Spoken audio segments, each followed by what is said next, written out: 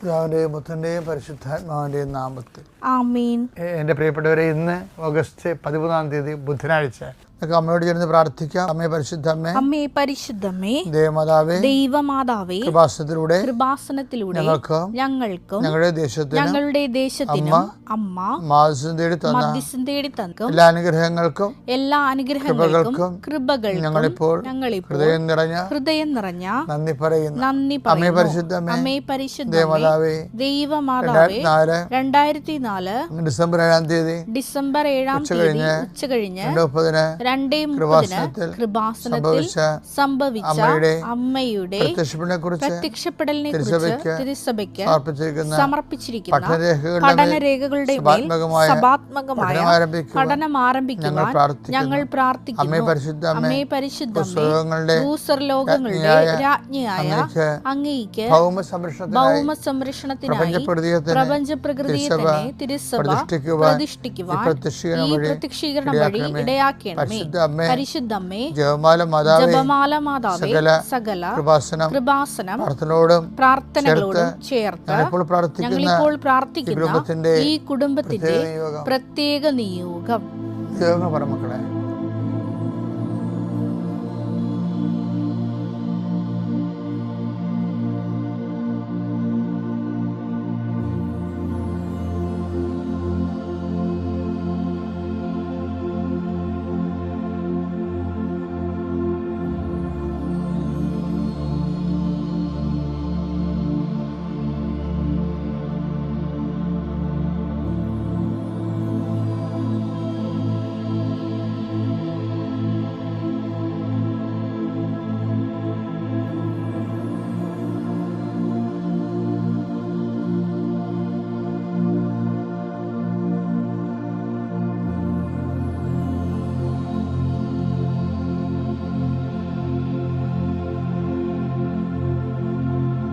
അമ്മയുടെ പ്രത്യക്ഷീകരണത്തിന്റെ ഈ അനുഗ്രഹവേളയിൽ ഞങ്ങൾക്ക് സാധിച്ചു തരുവാൻ കനിയണമേ.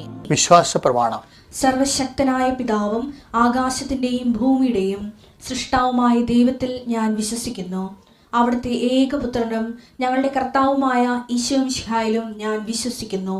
ഈ പുത്രൻ പരിശുദ്ധാത്മാവിനാൽ ഗർഭസ്ഥനായി കന്യകാമറിയത്തിൽ നിന്ന് പിറന്ന് പൊന്തിയോസ് പീലാത്തോസിന്റെ കാലത്ത് പീഡകൾ സഹിച്ച് കുരിശിൽ തറയ്ക്കപ്പെട്ട് മരിച്ച് അടക്കപ്പെട്ട് പാതാളങ്ങളിൽ ഇറങ്ങി മരിച്ചവരുടെ ഇടയിൽ നിന്ന് 3-ാം നാൾ ഉയർത്ത് സ്വർഗത്തിലേക്ക് എഴുന്നള്ളി സർവശക്തിയുള്ള പിതാവായ ദൈവത്തിന്റെ വലതുഭാഗത്തിരിക്കുന്നു. അവിടെ നിന്ന് ജീവിക്കുന്നവരെയും മരിച്ചവരെയും വിധിക്കുവാൻ വരുമെന്നും ഞാൻ വിശ്വസിക്കുന്നു. പരിശുദ്ധാത്മാവിലും ഞാൻ വിശ്വസിക്കുന്നു. വിശുദ്ധ കത്തോലിക്കാ സഭയിലും പുണ്യവാന്മാരുടെ ഐക്യത്തിലും പാപങ്ങളുടെ മോചനത്തിലും ശരീരത്തിന്റെ ഉയർപ്പിലും നിത്യമായ ജീവിതത്തിലും ഞാൻ വിശ്വസിക്കുന്നു. ആമേൻ. സ്വർഗ്ഗസ്ഥനായ ഞങ്ങളുടെ പിതാവേ, അങ്ങയുടെ നാമം പൂജിതമാകണമേ. അങ്ങയുടെ രാജ്യം വരണമേ. അങ്ങയുടെ തിരുമനസ് സ്വർഗത്തിലെ പോലെ ഭൂമിയിലും ആകണമേ. അന്നു വേണ്ടുന്ന ആഹാരം ഇന്ന് ഞങ്ങൾക്ക് തരണമേ. ഞങ്ങളോട് തെറ്റ് ചെയ്യുന്നവരോട് ഞങ്ങൾ ക്ഷമിക്കുന്നത് പോലെ ഞങ്ങളുടെ തെറ്റുകൾ ഞങ്ങളോടും ക്ഷമിക്കണമേ. ഞങ്ങളെ പ്രലോഭനത്തിൽ ഉൾപ്പെടുത്തരുതേ, തിന്മയിൽ ഞങ്ങൾ രക്ഷിക്കണമേ. ആമേൻ. നന്മ നിറഞ്ഞ മറിയമേ, സ്വസ്തി. കർത്താവ് അങ്ങയുടെ കൂടെ സ്ത്രീകളിൽ അങ്ങ് അനുഗ്രഹിക്കപ്പെട്ടവളാകുന്നു. അങ്ങയുടെ ഉദരത്തിൻ ഫലമായി ഈശോ അനുഗ്രഹിക്കപ്പെട്ടവനാകുന്നു. പരിശുദ്ധ മറിയമേ, തമ്പുരാന്റെ അമ്മേ, പാപികളായ ഞങ്ങൾക്ക് വേണ്ടി ഇപ്പോഴും ഞങ്ങളുടെ മരണസമയത്തും തമ്പുരാനോട് അപേക്ഷിക്കണമേ. ആമേൻ. എൻ്റെ കർത്താവേ, നിന്റെ ഉന്നതമായ നാമത്തിന് സ്വസ്ഥം ചെയ്യുന്നു. എൻ്റെ കർത്താവേ, നിന്റെ വിശുദ്ധ പൗരോഹിത്യത്തെ മഹത്വപ്പെടുത്തണമേ. കർത്താവേ, സഭയിലുള്ള സാന്നിധ്യം ദൃഢമാക്കണമേ. 39 വർഷം ഞാൻ അർപ്പിച്ച കുർബാനയുടെ യുഗതിയാൽ കൃപാസനത്താര ജീവനോടെ പ്രത്യക്ഷപ്പെട്ട പരിശുദ്ധ അമ്മയുടെ മാധ്യസ്ഥത ദൈവവേദലേ, നീ അനുഗ്രഹിക്കപ്പെടട്ടെ. നിൻ്റെ കുടുംബം അനുഗ്രഹിക്കപ്പെടട്ടെ. കണ്ണിന് കാഴ്ചക്കുറവുള്ളവർ, അതുപോലെ തന്നെ ഒരു കണ്ണിന് കാഴ്ചക്കുറവുള്ളവർ, അങ്ങനെയുള്ള കുറേ ആൾക്കാരെ ഇപ്പോൾ ഈശോ കാണിക്കുന്നുണ്ട്. അവരുടെ എല്ലാം കണ്ണുകളിൽ കർത്താവ് അവിടുത്തെ വിശുദ്ധമായ രക്തം പൂശി പ്രാർത്ഥിക്കട്ടെ എന്ന് പ്രാർത്ഥിക്കുന്നു. അവർ കർത്താവ് അവരുടെ തെറ്റുകൾ സ്പർശിക്കട്ടെ. ഉച്ച മുതൽ ഉള്ളങ്കാല് വരെ കർത്താവിൻ്റെ രക്തം പടരട്ടെ. അടിപ്പഴ പോലെ വൈതാക്കാലം പോലെ ദൈവിക ശക്തി നിങ്ങൾക്ക് ആവശ്യിക്കട്ടെ. കർത്താവേ, ശിഷ്ടരോഗങ്ങൾ, മുഴ വരുന്ന രോഗങ്ങൾ, അതുപോലെ തന്നെ അരിമ്പാറ മുതൽ ചിരങ്ങ് മുതൽ ചൊറി വരെ ത്വക്കിലുണ്ടാകുന്ന രോഗങ്ങൾ കർത്താവിൻ്റെ വിശുദ്ധമായ രക്തത്താൽ കഴുകപ്പെടട്ടെ എന്ന് പ്രാർത്ഥിക്കുന്നു. കർത്താവ് ഭവനരഹിതരെ ഒരു വീട്ടിൽ തന്നെ ഭാഗോടമ്പടി നടക്കാതെ ഒരുമിച്ച് ശ്വാസം കൊണ്ട് ജീവിക്കുന്നവരുണ്ട്. ഈശോയെ കർത്താവ് പൂച്ചക്കാരും മണികെട്ടുമെന്ന് വിചാരിച്ചുകൊണ്ട് സത്യം പറയാൻ ആർക്കും ധൈര്യമില്ലാത്ത രീതിയിൽ അനുഭവിച്ച് തീരുന്ന കുടുംബങ്ങളുണ്ട്. കർത്താവ് ഈശോ അങ്ങനെയുള്ള കുടുംബങ്ങളെ നീ ഏറ്റെടുക്കണം. കർത്താവ് എന്ത് ചെയ്യണം, എന്ത് ചെയ്താൽ ജീവിക്കും, എന്ത് ചെയ്താൽ മേൽഗതി പ്രാപിക്കും, എങ്ങോട്ട് പോകണം, ആര് പറഞ്ഞാൽ കേൾക്കണം, പല അഭിപ്രായങ്ങളുണ്ടല്ലോ, പല രീതികളുണ്ടല്ലോ, പല ചിന്തകളുണ്ടല്ലോ. എന്ത് ചെയ്യണമെന്ന് അറിയാമ്പോൾ ആകെപ്പാട് മനസ്സ് മുട്ടി മൊഴി മുട്ടി കുഴങ്ങുന്നവർ കർത്താവിൻ്റെ എത്താൻ നിങ്ങൾ തളിക്കപ്പെടട്ടെ. കൃപാസ്ഥാനത്താറെ ജീവനോടെ പ്രത്യക്ഷപ്പെട്ട പരിശുദ്ധമ്മ ദേവമാതാവിൻ്റെ മധ്യസ്ഥത്തിൽ ഇന്ന് ഈ നിമിഷം നിങ്ങളതിന് 14 ദിവസത്തിനുള്ളിൽ ഇന്നെടുക്കുന്ന തീരുമാനം നിങ്ങൾക്ക് ഏറ്റവും ഫലപ്രദമായ രീതിയിൽ നിങ്ങൾക്കത് അനുഭവവേദ്യമായി സകല തിന്മകളിൽ നിന്നും സകല തടസ്സങ്ങളിൽ നിന്ന് നിങ്ങൾ വീണ്ടെടുക്കുന്നതിന് വേണ്ടി 14 ദിവസവും 15 ദിവസവും കർത്താവ് നൽകി കൽപ്പിച്ച് നൽകുന്നു. കർത്താവ് ഈ 2 ദിവസത്തിനുള്ളിൽ ആ വിഷയത്തിൽ ദൈവിക തീരുമാനം ഉണ്ടാക്കുന്നത് ഇന്നത്തെ പ്രാർത്ഥന ഫലമാണെന്ന് അവിടെ അങ്ങയുടെ മക്കൾ തിരിച്ചറിഞ്ഞുകൊണ്ട് അങ്ങനെ മഹത്വപ്പെടുത്തി അനുഗ്രഹിക്കുക ഇടാക്കാൻ പ്രാർത്ഥിക്കുന്നു. നിത്യം പിതാവ് പുത്രനും പരിശുദ്ധാത്മാവിനും നയിക്കുക. ആമേൻ. എൻ്റെ പ്രിയപ്പെട്ടവരെ, സങ്കീർത്തനം 103:2 നമ്മുടെ ഇന്ന് ചിന്തിക്കുന്നത്. അത് എല്ലാ പ്രാർത്ഥനാ ജീവിതത്തെയും എല്ലാ ജീവിത കാലാവസ്ഥയും സഹായിക്കുന്ന ഒരു പ്രാർത്ഥനയാണ്. എൻ്റെ ആത്മാവെ കർത്താവിനെ വാഴ്ത്തുക, അവിടുന്ന് നൽകിയ അനുഗ്രഹമൊന്നും മറക്കരുത്. നമ്മൾക്ക് ഓരോരോ പുതിയ പ്രശ്നങ്ങൾ വരുമ്പോൾ പഴയ അനുഗ്രഹങ്ങൾ മറക്കുമല്ല. പുതിയ പ്രശ്നങ്ങൾ വരുമ്പോൾ നമ്മൾ പഴയ അനുഗ്രഹങ്ങളാണ് ഓർക്കേണ്ടത്. എന്താ കാര്യം? ഈശോ പറഞ്ഞില്ലേ, 5 അപ്പം 5000 പേർക്ക് തീറ്റിപ്പോറ്റിയപ്പോൾ എത്ര കുട്ട നിറയെ ശേഖരിച്ചു. അപ്പമില്ലാത്തതിനെക്കുറിച്ച് നിങ്ങൾ എന്ത് ഉത്കണ്ഠപ്പെടുന്നു? പുതിയ പ്രശ്നങ്ങൾ വരുമ്പോൾ ഈശോ എന്താ പറഞ്ഞത്? പഴയ കാര്യം ഓർക്കാൻ, പഴയ അനുഗ്രഹങ്ങൾ ഓർക്കാൻ. എപ്പോഴും നമ്മൾ ചെയ്യേണ്ട ഇതാണ്. പുതിയ അനുഗ്രഹങ്ങൾ വരുമ്പോൾ ആൾക്കാർ ചെയ്യണത് എന്താ? പുതിയ പ്രശ്നങ്ങൾ വരുമ്പോൾ ആൾക്കാർ എന്താ ചെയ്യേണ്ടത്? പഴയ കാര്യങ്ങൾ മറന്നു കളയും. പക്ഷെ അങ്ങനെയല്ല. പുതിയ പ്രശ്നങ്ങൾ വരുമ്പോൾ അതിനെ അതിജീവിക്കാൻ പഴയ കാര്യങ്ങൾ ഓർത്ത് ദൈവം തന്നെ അനുഗ്രഹം ഓർത്ത് നന്ദി പറയണമെന്നാണ് ബൈബിളിൻ്റെ സ്റ്റൈല്. ഇപ്പം നിങ്ങൾ കടമാണ്, രോഗമാണ്, അതുപോലെ തന്നെ വീട്ടിൽ സമാധാനം ഇല്ല എന്നൊക്കെ നിങ്ങൾ പറയണില്ലേ? ഇതൊക്കെ കർത്താവിനെ ഒന്ന് മറന്ന് നിങ്ങൾ ഉണ്ടാക്കിയെടുത്തിട്ടുള്ള സംഭവങ്ങളാണ്. അപ്പോൾ അത് മുക്കാലും പ്രൊട്ടക്ഷൻ ഇല്ലാത്തതിൻ്റെ പേരിൽ, സംരക്ഷണം ഇല്ലാത്തതിൻ്റെ പേരിൽ ശരിക്കും ദൈവത്തിനെ അടിസ്ഥാനപ്പെടുത്തി ജീവിക്കണമെങ്കിൽ കടം വരേണ്ട കാര്യമില്ല. എന്താ കാര്യം വെച്ച് കഴിഞ്ഞാൽ നമ്മൾക്ക് കടം വരുന്നൊരു പ്രോജക്റ്റ് ദൈവം നമ്മുടെ അടുത്ത് കൊണ്ടുവരത്തില്ല, തട്ടിക്കളയും. നമ്മൾ ദൈവത്തിനെ മറന്ന് ജീവിച്ച കാലത്ത് ഇടപെട്ട വിഷയങ്ങളാണ് ബാധ്യതയായിട്ട് മാറിയത്. അത് അനിയൻ പറഞ്ഞെന്നൊക്കെ പറഞ്ഞുകൊണ്ട് ഓരോരുത്തരും കാണിച്ചു കൂട്ടുന്ന കോപ്രായങ്ങളില്ലേ? അത് ആരുടെയെങ്കിലും ആലോചന ഉണ്ട്. അത് അളിയൻ്റെ അനിയൻ്റെയും നാട്ടുകാരുടെയൊക്കെ ആലോചനയല്ലേ? 2004 അമ്മ പ്രത്യക്ഷപ്പെട്ട ദിവസമില്ലേ? അമ്മ പ്രത്യക്ഷപ്പെട്ട കാലത്ത് തന്നെ അമ്മ ഉടമ്പടി തന്നായിരുന്നു. എനിക്ക് മനസ്സിലായില്ലെന്നേ ഉള്ളൂ. അമ്മ ഈ പ്രത്യക്ഷീണത്തിൻ്റെ ഭാഗമായിട്ട് അത് 2004 തന്നെ 10 കൊല്ലം കഴിഞ്ഞാണ്, 10-12 കൊല്ലം കഴിഞ്ഞാണ് ഇന്ന് കാണുന്ന ഉടമ്പടിയിലേക്ക് വന്നത്. അമ്മ പ്രത്യക്ഷപ്പെട്ട ആ ഒരു മാസം തന്നെ അമ്മ ഉടമ്പടി തന്നായിരുന്നു നമുക്ക്. അതായത് ഞാൻ എന്ത് ചെയ്യുന്നറിയാമോ? ആ 2004 മനക്കോടം ഫൊറോണ പള്ളി ഇരിക്കേ, അത് ഫൊറോണ വികാരിയാണ്.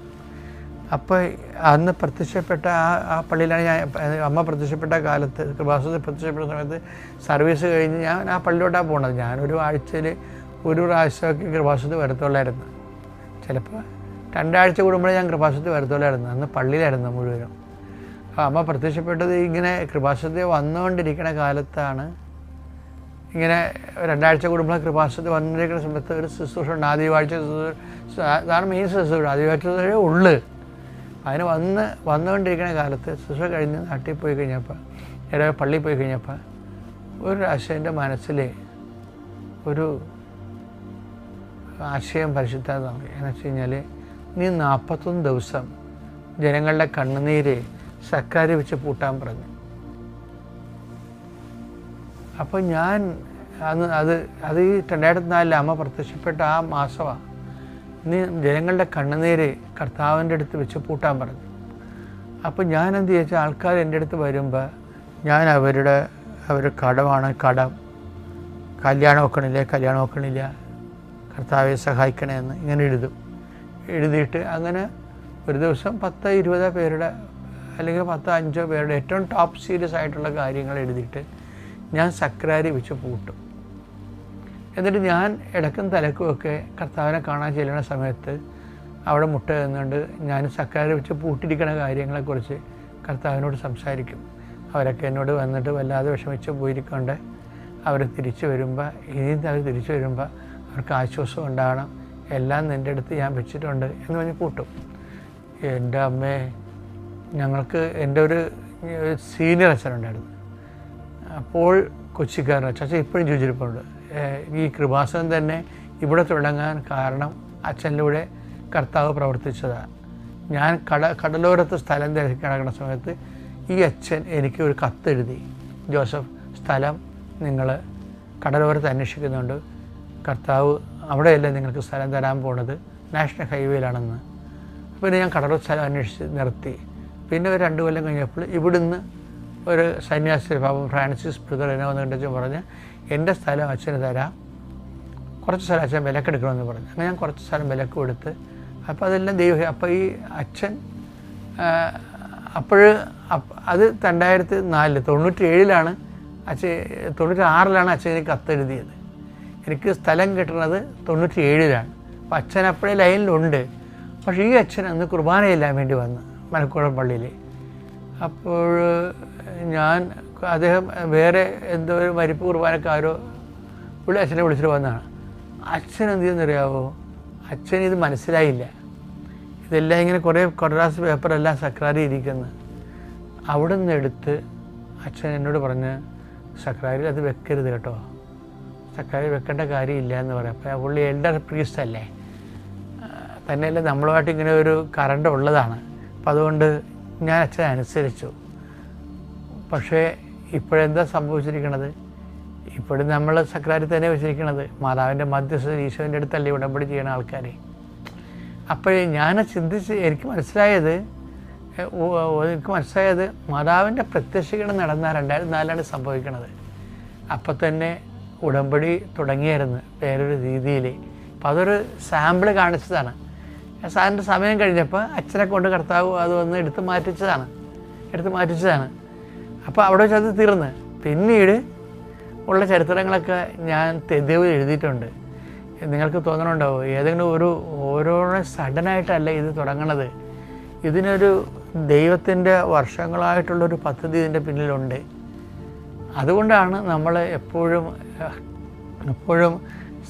ശ്രദ്ധയോടെ അതുപോലെ തന്നെ വിശ്വാസത്തോടെയൊക്കെ ചെയ്യണ കാര്യങ്ങൾ എനിക്ക് വേണ്ടത്. ഇപ്പോൾ നീ ഇന്ന് എവിടെ പോയാലും പ്രാർത്ഥിക്കുന്ന കാര്യങ്ങൾ ദൈവത്തിൻ്റെ ഫ്രണ്ടിൽ നമ്മൾ നിൽക്കുകയാണ്. ഒരു പേഴ്സൺ ടു പേഴ്സൺ ഇൻട്രാക്ഷൻ്റെ രീതിയിൽ ഇൻറ്റിമസിയോടുകൂടി ആദമ്യമായ ദൈവസ്നേഹത്തോടെയാണ്, ദൈവ സാന്നിധ്യ ബോധത്തോടെയാണ് പതുക്കെ എല്ലാ കാര്യങ്ങളും ചെയ്യുകയും നടക്കാത്ത കാര്യങ്ങൾക്ക് ആമേൻ പറയുകയും ചെയ്യേണ്ടത്.